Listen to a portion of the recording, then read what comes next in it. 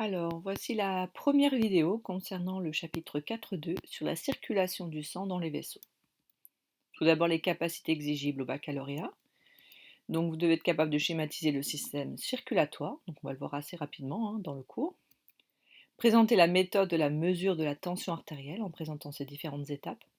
Repérer une hypertension et une hypotension, donc en connaissant les valeurs de référence, c'est-à-dire les valeurs normales.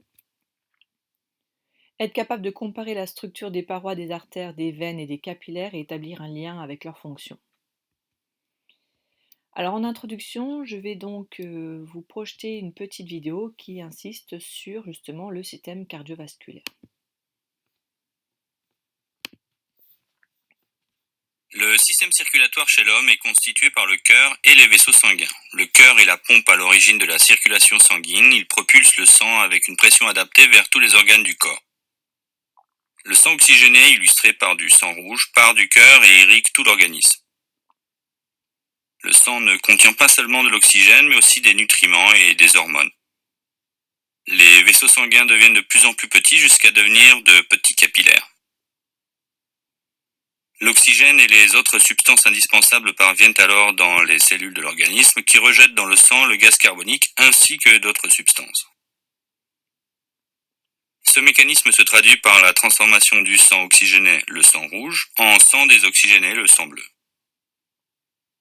Les capillaires débouchent dans des vénules, puis des veines d'un diamètre croissant. Elles ramènent le sang désoxygéné vers le cœur. C'est dans ce circuit de retour sanguin que la thrombose peut survenir.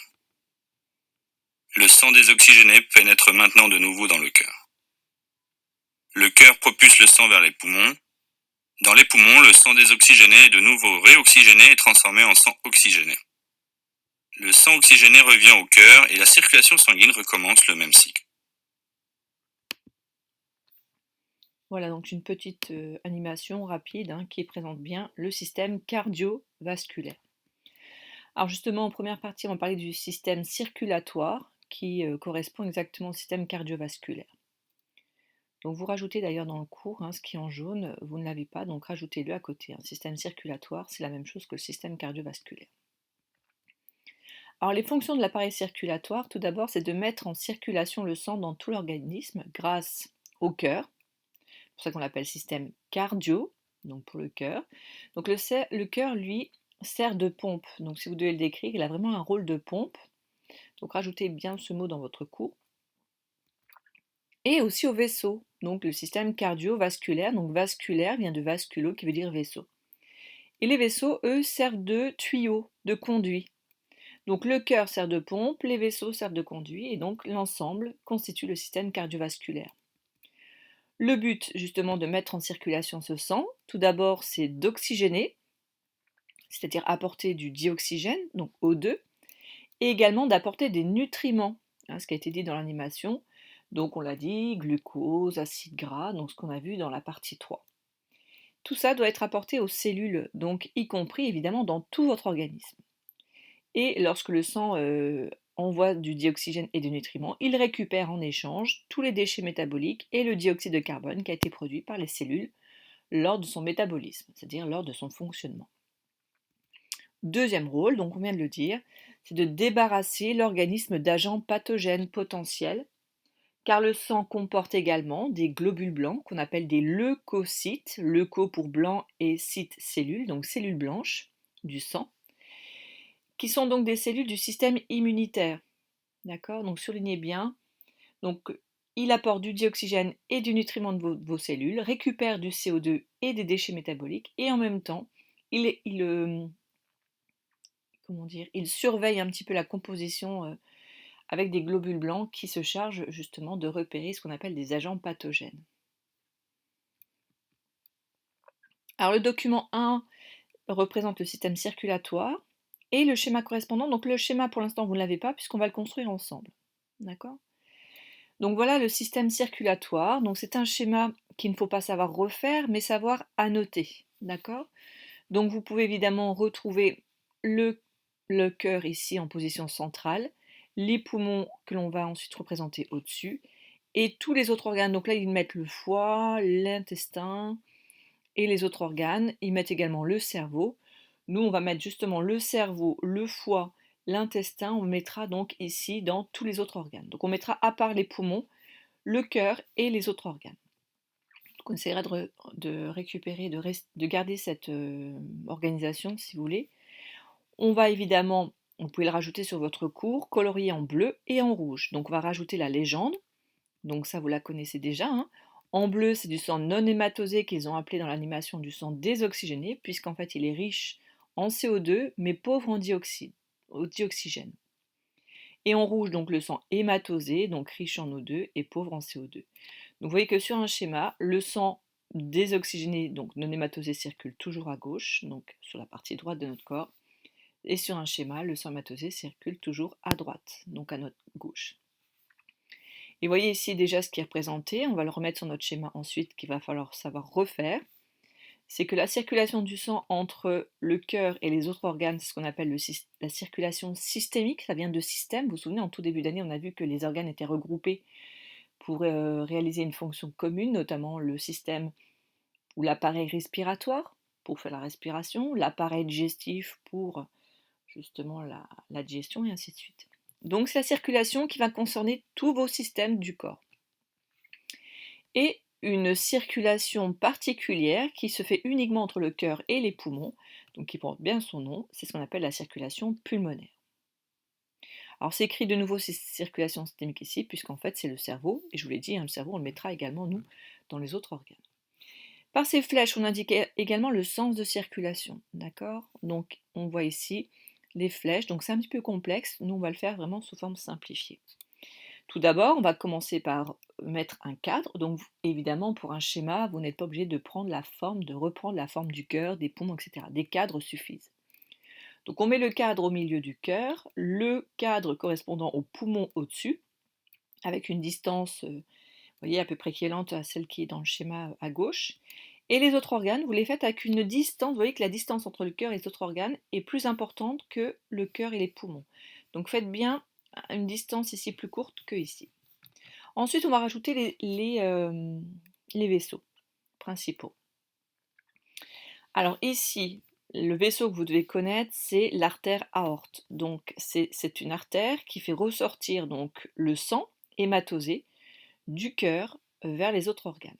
Donc ça, c'est l'artère aorte. Alors évidemment, après, elle va se couper, se ramifier en plusieurs artères pour aller dans les différents organes. Mais au départ, quand elle part du cœur, c'est bien l'artère aorte. Ensuite, au niveau des organes, il y a des échanges gazeux, c'est ce qui a été montré au niveau des capillaires. Hein. On voit d'ailleurs ce réseau capillaire comme ces petits filets, hein, comme ces petites mailles, donc ça ce sont des réseaux capillaires. Et une fois que les échanges sont faits, il y a donc du sang non hématosé qui ressort des organes pour revenir au cœur. Et comme le cœur, lui, n'intervient pas du tout dans les échanges, il récupère du sang non hématosé, mais il le renvoie tel quel aux poumons. Et au niveau des poumons, il y a des échanges gazeux, c'est-à-dire que là, les échanges se font en sens inverse. Le sang récupère du dioxygène et se débarrasse du CO2 qu'on expire ensuite dans l'air expiré. On verra ça dans la partie 5. Et ensuite, donc le sang qui ressort des poumons a changé, on va dire, de composition. Donc là, il est devenu hématosé et il revient au cœur. Et ainsi de suite. Vous voyez que c'est cyclique et c'est à sens unique. On va remettre donc le nom des circulations. La circulation pulmonaire donc, concerne que le cœur et les poumons. Donc là, ce qu'on appelle la petite circulation, puisque si on regarde au niveau du corps, sur un schéma, on met toujours les poumons au-dessus, mais normalement, le cœur est au milieu, entre les deux poumons. Donc la distance parcourue par le sang est très petite, ce qu'on appelle la petite circulation. Par contre, la circulation systémique, donc entre le cœur et tous vos systèmes, respiratoires, digestifs, etc., la circulation parcourue par le sang est beaucoup plus importante. D'accord? Donc c'est ce qu'on appelle la grande circulation. Donc il faut vraiment retenir la circulation pulmonaire et systémique, mais aussi petite et grande circulation. Les deux sont importants. Voilà, donc ce schéma-là, il est important, vous devez savoir le refaire. Donc je répète, à gauche, vous devez savoir l'annoter en mettant les vaisseaux principaux, donc ici l'artère aorte, les veines caves, inférieures, supérieures, artère pulmonaire, veine pulmonaire. Mais ça, on l'a vu déjà dans le schéma sur le cœur, partie chapitre 4.1.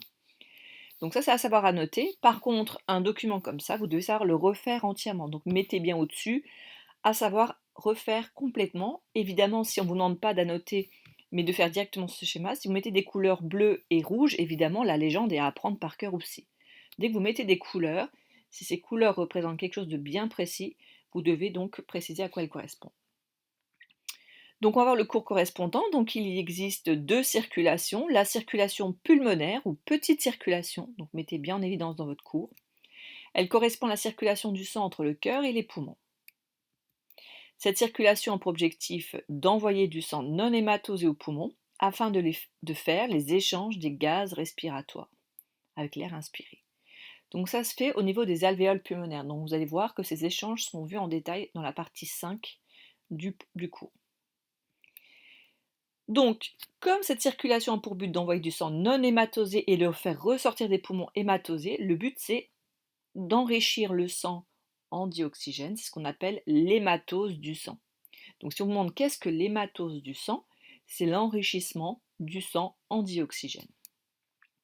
La deuxième circulation, c'est la circulation systémique. Donc je répète, ça vient de système, pas systématique, attention, systémique pour les systèmes, ou grande circulation, puisque la distance parcourue est plus importante. Elle correspond à la circulation du sang entre le cœur et tous les autres organes, sauf les poumons. Cette circulation a pour objectif d'envoyer du sang hématosé aux différents organes afin d'oxygéner les cellules, mais aussi, souvenez-vous, des nutriments. Donc là, l'objectif, c'est une circulation qui permet d'oxygéner et de nourrir les cellules de tous les organes. Voilà, donc cette première vidéo sur la partie 1 du cours chapitre 4.2. Donc si vous avez des questions, n'hésitez pas à les mettre directement en commentaire ou me les poser lorsqu'on se retrouvera en classe.